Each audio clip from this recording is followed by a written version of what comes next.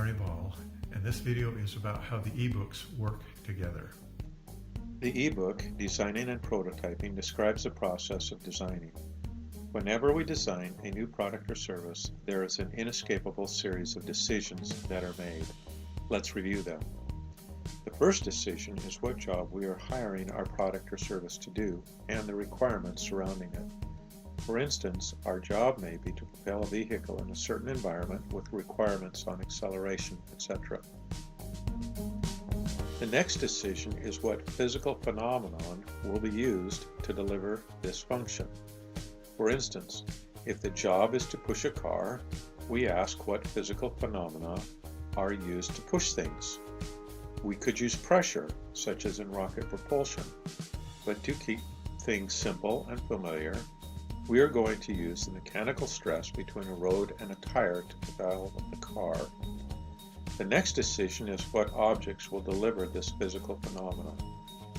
In this case, we choose a wheel driven by an axle, which causes the road to push on the car. The astute observer will note that several interactions are not included for brevity, such as support functions and equal and opposite interactions. The next decision is what architecture the objects will require in order to meet the requirements. In this case, we define the interfaces between the wheel and axle and road, and we define schematically how it works together. Next, we decide what knobs or parameters will affect the operation. In this case, we identify that the acceleration is determined by the wheel torque, the radius of the wheel, and the weight of the vehicle. Next, we decide the required knob settings, or the parameter values that will give us the required operation. In this case, we determine the torque and the radius for a given vehicle weight to accelerate the vehicle the required amount.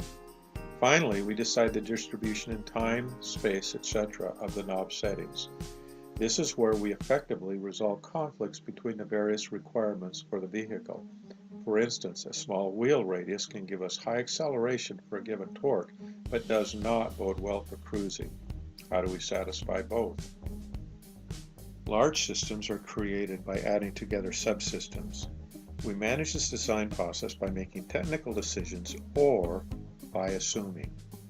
As a warning, things that are assumed can become psychological inertia or paradigms.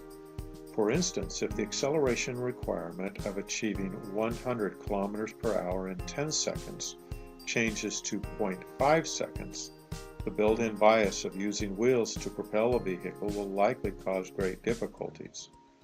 Note that changing this requirement changes all downstream decisions. If the architecture changes from rubber tires on asphalt to metallic wheels on metallic rails, everything downstream of the architecture changes. We often begin a design process with built-in biases. The phenomenon and objects that we assume or choose will determine the majority of the costs. It is how we manage this decision process that will determine how well the product or service meets the needs of its intended customers and what burdens we impose upon them and the business. I want to explain an unusual approach to thinking about and mapping processes. This approach was given to me by a previous manager named Ron Lyles. He referred to this as decision-centric processes. A process that is centered on important decisions usually proceeds linearly. For design processes, all drawings, schematics, and other documentation are simply reflections of these decisions. Note that each decision comes after appropriate activities to create information to make the decision.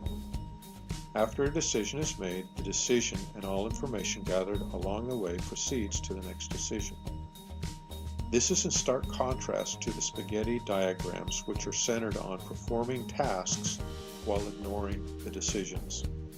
Most engineers that reflect on this recognize the wisdom of thinking of processes this way because that is how products and processes usually get designed anyway, one decision after the other.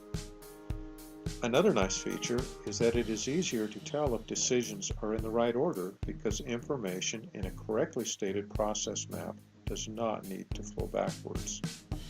On the other hand, it should be noted that it is not possible to make all decision processes linear. For instance, the process of creating products is iterative because customers and business managers are usually not able to give good direction until after they have seen prototypes. Each iteration brings the developer closer to the ideal product and business model. Each of the ebooks are intended to present decision-centric processes to make the unavoidable design decisions that we just talked about. For instance, the ebook Discovering Markets helps us to decide the job that needs to be done. The ebook Creating Offerings includes observation and interviewing skills to discover the requirements of the job that needs to be done. The ebooks Idealizing Useful, Informing, and Harmful Functions and Neutralizing Harmful Functions help us to identify more ideal physical phenomena and objects to deliver the chosen job to be done. Often entire subsystems can be eliminated. In this case, we've decided to use mechanical stress to move the car. The objects that deliver this phenomena are a road, a tire, and an axle. The astute observer will note that supporting functions as well as equal and opposite interactions have been omitted for brevity. The ebook Mobilizing Function Resources helps us to decide the architecture of the objects. This is done more ideally by illuminating how certain parameters evolve in technical systems. This gives us a leg up to understand which architectures will be more ideal. The ebooks Designing and Prototyping is also used to help us decide the architecture through modeling, analysis, and prototyping. Additionally, it helps us to understand the knobs and values of the knobs that will give us the required performance. The ebook Resolving Contradictions will help us to decide how to meet the competing requirements without compromising. This usually looks like magic to beginners and is one of the most fundamental skills that beginners can develop. The ebooks Resolving Problems, Discovering Cause, and Discovering Why Targeted Objects Are Required helps us to look back across all of the design decisions. In effect, we challenge all previous design decisions to determine why we have problems.